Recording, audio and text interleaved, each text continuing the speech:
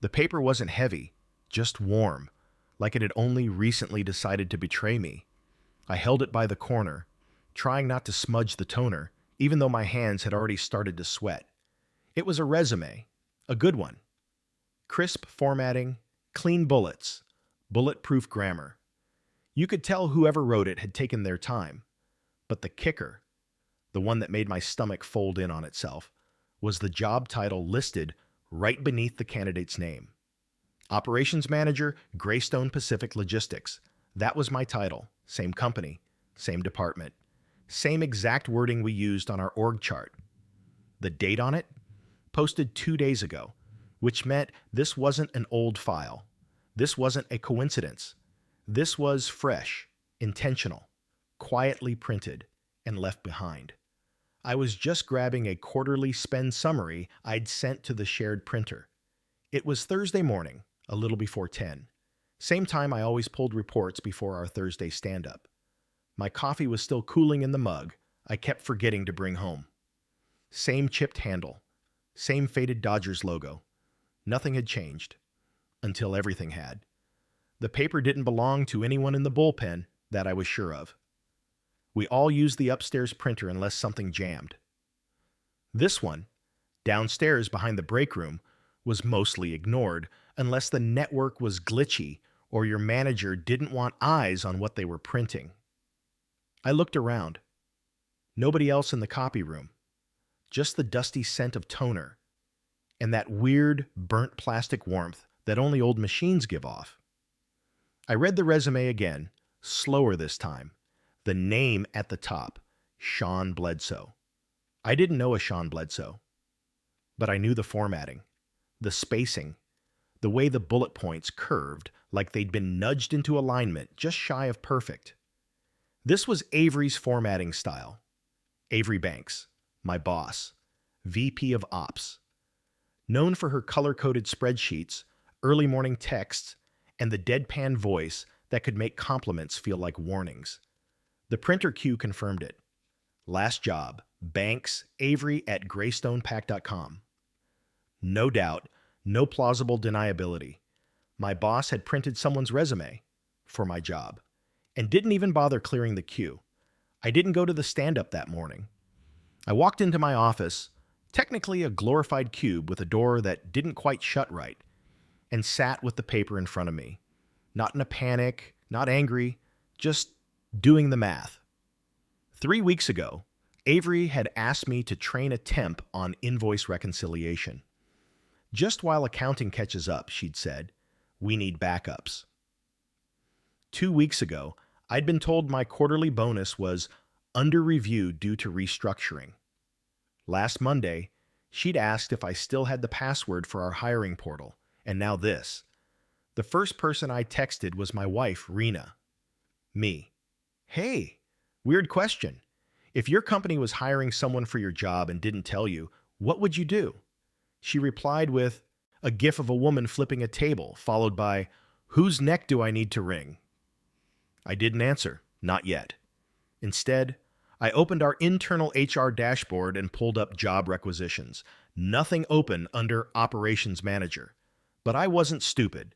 They wouldn't post it internally, not if it was a replacement. Then I checked our Indeed and LinkedIn job boards. Nothing. Still nothing. But then I tried Glassdoor, and there it was. Operations Manager, confidential listing, West Coast logistics firm, posted 2 days ago, based in San Diego. Mid-size firm with a team-first culture. The listing read like it had copied our entire team manual and scrubbed the name. Even the bullet points matched my old performance reviews. I wasn't sleeping well that night. Every time I closed my eyes, I pictured myself as a guest at my own wake, watching coworkers shake their heads and say things like, we didn't see it coming, while Avery handed out branded stress balls. Rena finally nudged me around 2 a.m. You keep grinding your teeth. I told her everything, not just the resume, the little clues I'd ignored, the project Avery pulled me off of, the way she'd started CCing other people on my emails, the backup training. Rena just stared at the ceiling and said, so what's the plan? I didn't have one yet, but I printed the resume again and brought it to work the next morning. This time, I wrote my own name across the top, right over Sean Bledsoe's, and left it on Avery's desk. She didn't mention it right away, didn't storm in, didn't call me into her office, but I noticed the shift. At 11:15, she moved our one-on-one up by a day. "Let's touch base sooner," she wrote. "Few things to align on." At 12:20, I saw her through the glass, talking to Samir from HR. Her hand was on her hip. She wasn't smiling. By 2, I'd gotten a calendar invite. 1 hour. Conference room B. I brought the resume with me. The room was windowless and always smelled like reheated soup. HR liked it for its privacy. I liked it for its terrible Wi-Fi, made it harder to look stuff up during hard conversations. Avery was already seated. So was Samir. 2 folders on the table. She gestured to the chair. "Appreciate you coming, Evan." I didn't sit yet, just slid the resume across the table. "Found this yesterday," I said. "Printer didn't clear the queue." Avery barely glanced down. "I figured you might." She said it like I'd found an old report, not a knife in the ribs. "I assume this means I'm being replaced." Samir shifted. "Let's take a beat, Evan. This conversation—" But Avery cut in. "No, he deserves a real answer." She finally looked up. "We're restructuring. You're not being fired, but yes, we're bringing someone in to oversee logistics. Someone with more systems experience." I laughed. "So, demotion?" "No, a shift. We want you focused on vendor relationships. You're better with people than processes." "That's not what you said last quarter when I fixed the shipment backlog." Her voice stayed level. "Things change." I walked out without signing anything. They offered a new title, Vendor Liaison Director, a pay freeze, no guarantees beyond 6 months. I told them I'd think about it. I didn't. Instead, I started printing my own resume. I waited until after 7 to leave the office. The parking lot lights flickered on as I stepped outside, throwing long shadows across the concrete like warning signs. My truck was one of the last vehicles there, aside from Avery's silver Lexus. I sat behind the wheel with the door still open, resume folder on the passenger seat, keys dangling from my fingers, and just stared at the building. Greystone Pacific wasn't glamorous. A squat, brown brick logistics hub tucked behind a shuttered gas station off I-805 with flickering exit signs and a break room microwave that only worked if you leaned on it. But it was mine. Or it had been. My routines were baked into this place.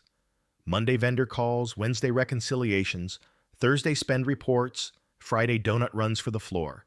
Now I was supposed to hand all that off to someone named Sean Bledsoe. Rena called just before I turned the ignition. "Don't take the new title," she said before I even said hello. "It's a setup." "How do you know?" "I Googled them. Sean Bledsoe. He's on a contractor board. He's an interim, specializes in transition management. That's code for he guts the place." I didn't say anything. "You're not paranoid, Evan," she added. "You're being boxed out." I didn't go in the next day. I told them I was sick, which wasn't technically a lie. My gut was in knots, and my chest felt like someone had duct taped a cinder block to it. I spent the morning at our kitchen table, resume open, bullet points blurring together. Rena left for work around 8:30. She kissed the top of my head like she was checking for a fever. I think we were both pretending this wasn't as bad as it felt. At 10, I got a LinkedIn notification. Avery Banks just updated her profile. Leading logistics transformation through strategic partnerships and team optimization. Team optimization. Translation: firing Evan without saying the word firing. I closed the app. By noon, I was folding laundry just to keep my hands busy. That's when the first message came in, Slack, from Kayla on the vendor team. "Hey, random question. Who should I forward the NetSpan invoice to now? Thought it was you but heard something different?" I stared at the message for a long time. Not because I didn't know the answer, but because I realized no one had told her anything yet. I typed, "Still me. If that changes, I'll let you know directly. 5 minutes." Later, Dan from warehouse pinged me. "You around? Avery said to copy someone else on the Six Flags bulk order approvals? Didn't hear anything official. Keep me on for now." 30 minutes after that, Samir from HR emailed me a formal draft of the transition plan. Subject line: proposed realignment timeline. Body text: let me know if you have any feedback before we finalize this with the incoming contractor. I took a walk. Not one of those aimless dramatic strolls meant for clarity. Just around the block. Past our neighbor's trash bins, the middle school drop-off lane, the barking terrier that always jumps against the chain link fence. And somewhere between the cul-de-sac and the postal box, I realized something. They weren't just replacing me. They were repurposing me. A slow, careful excavation. Title first, authority next. Duties distributed like crumbs until I became someone who used to work on that. And the worst part? They weren't even hiding it. Because they didn't need to. That night, Rena and I made pasta and ate on the couch with reruns playing on low volume. Halfway through dinner, she set her fork down. "Why haven't you sent your resume yet?" "Because I keep rewriting the first paragraph." "You're overthinking it." "No, I'm trying to be honest without sounding bitter. I want to write, I was good at my job until my boss decided she liked another guy's resume better." "Then write that." She said it so plainly, so dryly, I actually laughed. I didn't send the resume that night, but I did something else. I logged into the internal server, back-end files, project folders, process templates I'd built over 5 years, vendor scripts, workflow maps, contracts. My fingerprints were on all of them. They weren't password protected. They weren't even archived. They were just there. Like my legacy was a stack of loose papers waiting to be recycled. So I downloaded everything I'd created from scratch, labeled it, backed it up, not to sabotage, not even for leverage, just to remind myself it existed, that I wasn't some optional cog they could replace without rewiring the machine. Monday, I showed up early. Earlier than Avery. Earlier than Samir. I beat the janitor even. I sat at my desk, made coffee, opened my inbox, and did my job until 9:30 when I got another meeting invite. Subject: welcome introduction. Sean Bledsoe. I clicked the link. Same conference room, same vague invite list. Avery, Samir, select ops personnel. I RSVP'd yes. Then I printed something. Not a resume, a timeline. My timeline. It was 2 pages long. Year-by-year milestones. Vendor accounts opened. Crises solved. Money saved. Staff trained. And at the bottom, a single line. If someone's replacing me, they should know who they're replacing. I brought 10 copies to the meeting. Sean Bledsoe looked like a cross between a bank manager and a guy who'd sell you an overpriced mattress. Nice enough smile. Crisp gray blazer. Eyes that didn't stay on any one person too long. Avery introduced him, like he was a minor celebrity. Sean's coming on board to help streamline our logistics structure as we expand. He's worked with several firms in transition mode and brings a fresh lens to our scaling initiatives. I passed out the pages like a teacher on the first day of school. "This is the structure you're inheriting," I said. "I built it." Samir shifted in his seat. Avery didn't move. Sean just nodded like I'd handed him a lunch menu. "Appreciate that," he said. "Always helpful to get context." The meeting ended without fireworks. No shouting, no direct confrontation. But afterward, as I stepped into the hallway, Avery caught up to me. "That was dramatic," she said.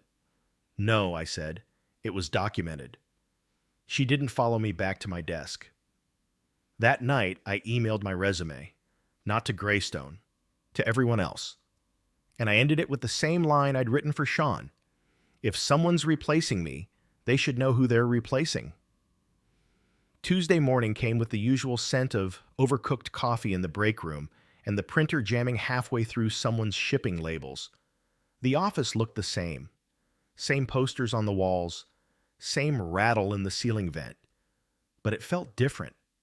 It felt like being a guest in a house you used to own. I walked past Kayla, who gave me a weird half-smile. Then Dan from warehouse ducked his head instead of saying hi. I don't think they were being rude. I think they just didn't know what side they were supposed to be on anymore. The real shift came at 11:15. I was halfway through correcting a vendor spreadsheet when I heard laughter through the glass walls of Conference Room B. Avery, Sean, Samir. They weren't even trying to be quiet. I watched Avery lean back in her chair, one leg crossed neatly, hands clasped over her knee. Sean leaned in with that posture people use when they're taking control of a room, even if they haven't been invited to. The door was half closed, but not all the way. I didn't eavesdrop. Not exactly. I just stood there, coffee in hand, listening to what I could catch while pretending to scan the supply cabinet list someone had taped to the wall.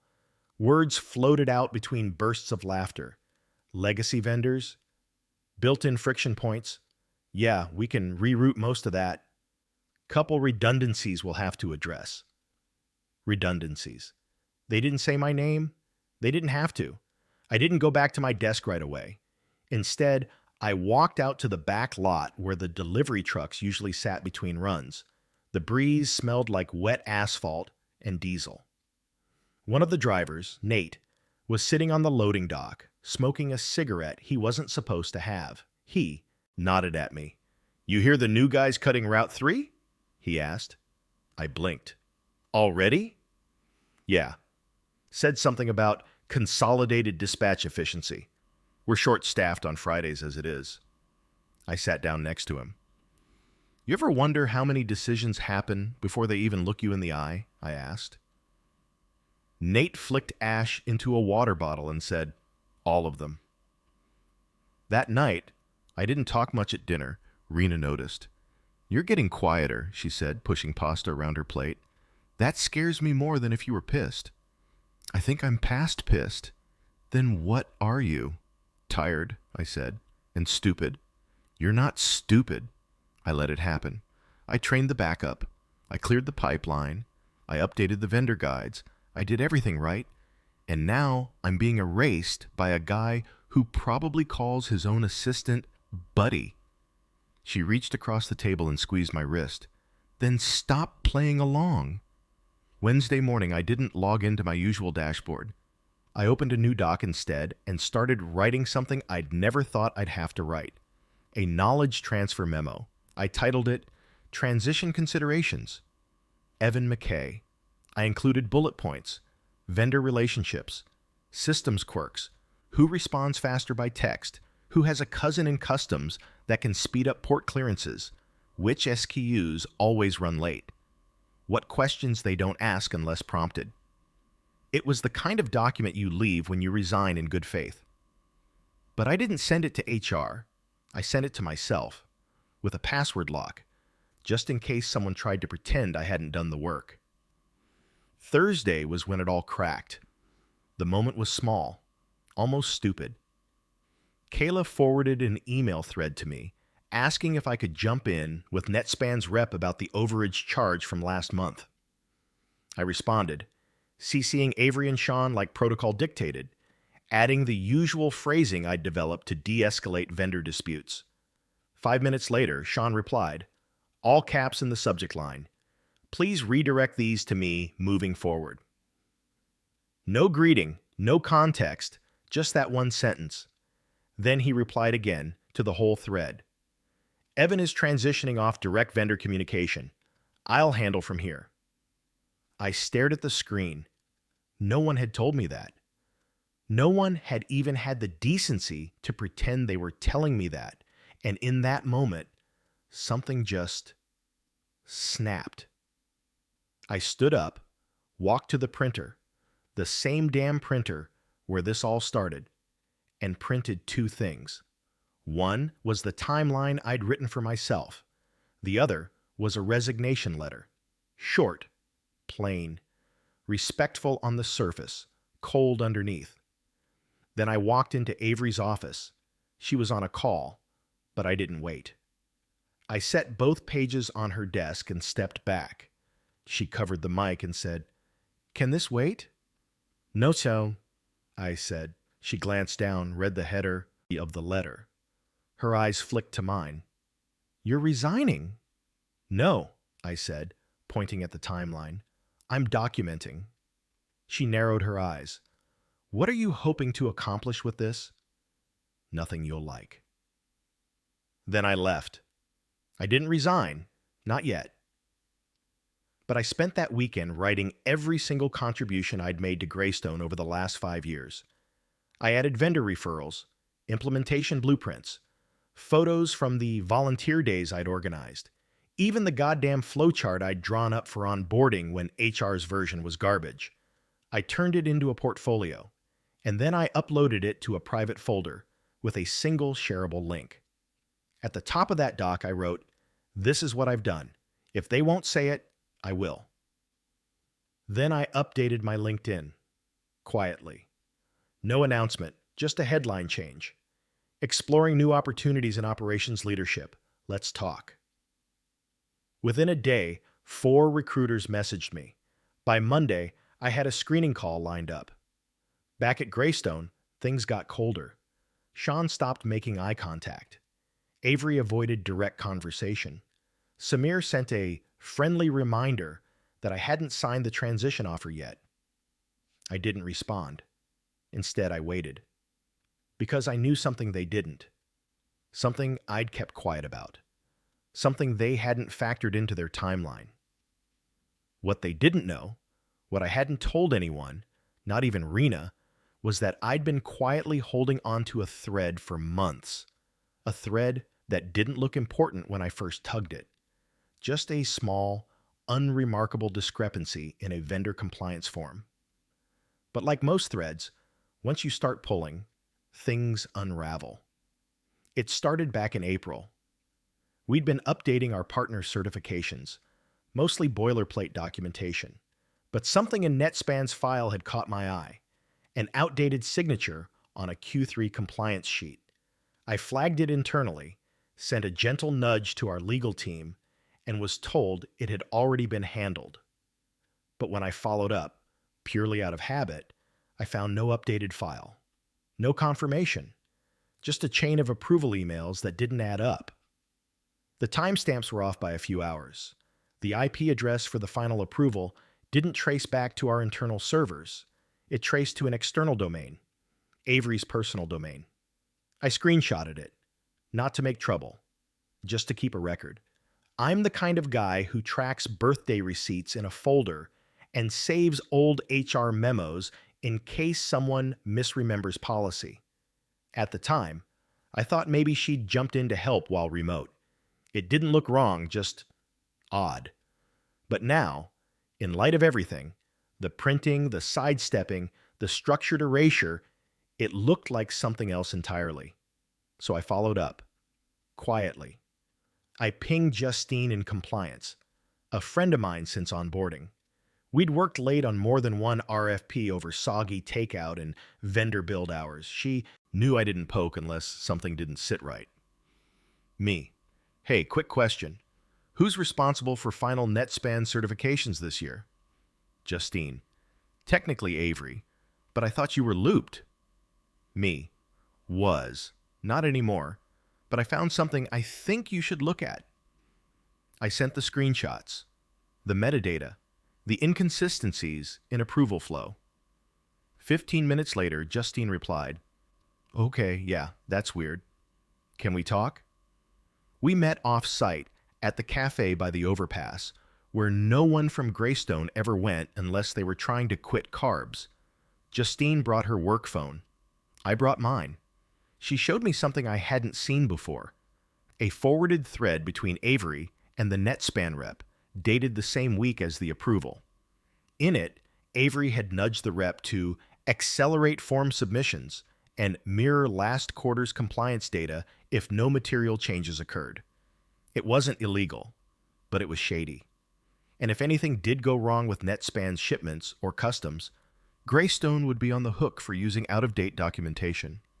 "So what are you going to do?" Justine asked, after we'd both drained our coffees. "I don't know yet," I said, "but I know what I'm not going to do." "Let them bury you?" I nodded. Back at the office, things were speeding up. Sean now had his own desk near Avery's glass office. No nameplate yet, but his laptop was plugged in, dual screens already propped up, coffee mug with a motivational slogan, "Lead, deliver, repeat." I started noticing small things missing from my workspace. The vendor whiteboard, replaced with a generic project tracker. The file organizer I'd built for invoice escalation, removed, replaced with a simplified folder system on Teams. Even my desk phone had been unplugged. Consolidating to a mobile-first model, someone had told me, which was a fancy way of saying, "You're not going to be here much longer." Then came the kicker. Friday, 2:30 p.m., I got a meeting invite with no title. Just a time, a room, and 3 names: Avery, Samir, Sean. I knew what it was. I walked in with my binder. They had theirs too. "Thanks for coming, Evan," Avery said, her voice neutral. "Let's talk about next steps." Sean smiled faintly, like he was already counting down to his vacation. Samir folded his hands. "We want to make this as smooth as possible." I didn't sit. I've documented everything I've worked on. I've made backups of my processes. I've created a portfolio of legacy systems and vendor strategies, I said.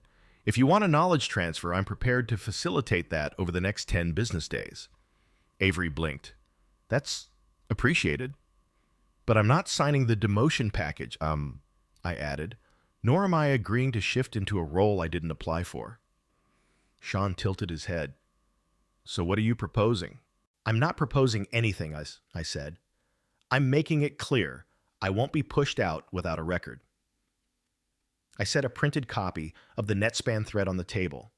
No accusations, no labels, just silence. Samir paled. Avery didn't move. "I'd recommend someone from compliance double-check those approvals, I said, just to make sure everything's clean, in case it ever comes up." Then I walked out. By Monday, everything was different. I wasn't fired, I wasn't demoted, but I was invisible.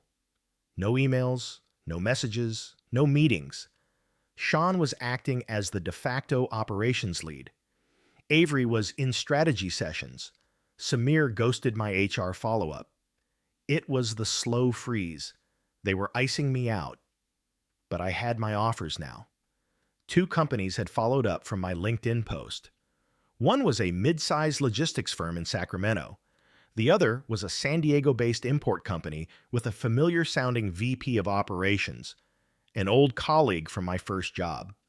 We talked that night over Zoom. "I saw your post," she said. "Didn't think you'd be on the market." "I wasn't," I said. "Until I was." She smiled. "Well, we're hiring." When I walked into Greystone that Thursday morning, I carried a manila envelope with 2 things inside. My official resignation letter, dated, signed, brief. A USB drive with the knowledge transfer files they'd refused to ask for. I dropped it off with Samir, who looked like he hadn't slept. "You're not going to HR?" he asked. "No," I said. "This isn't about litigation." "You could, you know." I shrugged. "Let them wonder." I left before lunch. No farewell emails, no goodbye cake, just a quiet walk through the office, a few awkward nods, and my keycard dropped in the bin by the front desk. As I stepped into the sunlight, I checked my phone. The import company had sent the offer letter. I tapped it open. Then I smiled. I started the new job the following Monday. No long break, no vacation in between. I needed the momentum. Needed to prove, mostly to myself, that I could still walk into a room where no one knew me and make it matter. The office was smaller. Open floor plan, lots of windows. The company was called Next Sure Imports, and it ran tight, efficient. 35 people total, but they were growing fast. The kind of fast that needed structure before chaos set in. That's where I came in. Director of Logistics Strategy. Real title, real authority, real budget. And best of all, no Sean Bledsoe. My new boss, Michelle, wasn't big on micromanaging. We'd worked together years ago at a supply chain startup that burned out fast but taught us both how to think 10 moves ahead. She remembered how I handled the collapse of a warehouse partner in Reno, how I rerouted distribution in 72 hours, how I stayed until midnight helping a junior analyst rewrite a customs manifest line by line. I didn't hire you to play it safe, she said in my onboarding. I hired you to make us smarter. So I did.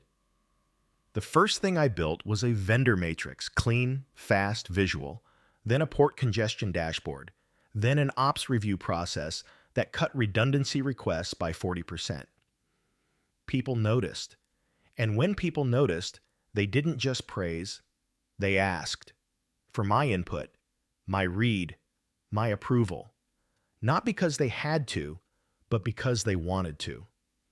It took 2 weeks before I realized how loud silence used to be at Greystone, how long I'd spent trying to prove I was worth keeping instead of being trusted to build something worth expanding. 3 weeks into the job, I got an email on my personal account. The subject line was simple. Hey from Greystone. It was from Kayla. Hope this isn't weird. Just wanted to say congrats on the new role. People talk. You were always good to me. It's not the same without you. She didn't ask anything else, didn't pry, just that small olive branch across the canyon. I stared at it for a while before replying, Thanks, Kayla. I hope they're treating you better than they did me. Her response came fast. They're not, but I'm watching and learning. That stuck with me. 2 days later, another message, this time from Justine in compliance. She'd left too. Different reason. Relocation. But her email closed with, You were right to document everything. HR got real quiet once that file surfaced. Samir's gone now. Voluntary resignation, they say. But the timing speaks for itself. I didn't reply. What would I say? Told you so? That wasn't the point. It was late Thursday when Michelle stopped by my desk. You free for a sec? She held a legal pad and an iced tea, her default combo. Always, I said, spinning my chair. She leaned on the edge of my desk. I was talking to the CEO earlier. We've got an expansion plan coming for Q3. Bigger than we expected. We'll need to scale fast. I nodded. Makes sense. I've got a few org chart models prepped. She smiled. I figured. But there's another angle. You ever thought about building your own team? Direct reports. Full division. I blinked. Like a regional VP? Like you decide what we call it, and we go from there. I didn't answer right away. I thought of Avery, sliding Sean's resume off the printer tray. I thought of my key card in the return bin. I thought of that moment standing in the hallway, watching them carve me out of my own job without saying a word. Then I thought of Rena, of pasta nights, of her saying stop playing along. And finally, I thought of Kayla's message. I'm watching and learning. Yeah, I said, looking Michelle in the eye. Yeah, I'd like that. She grinned. Good. Let's build something that deserves you. A month later, I got a package in the mail. No return address. Inside, a Greystone-branded travel mug wrapped in paper towel. No note, just the mug. At the bottom, scrawled in Sharpie, lead, deliver, repeat. I smiled. Then I dropped it in the trash because I wasn't carrying that weight anymore. The past doesn't always explode when it ends. Sometimes it just folds in on itself, neat and unspoken, like a printed resume left in the wrong tray. But if you're lucky or stubborn, You don't let it define you. You let it remind you that you weren't crazy, that you did matter, that the version of you who stayed late, who held the team together, who solved the impossible, that guy was real. Even if your boss never said it, even if they tried to replace you like a used stapler, you're not a title on a sheet of paper. You're everything they didn't bother to write down. If this story moved you, subscribe for more real-life confessions and emotional journeys like this one.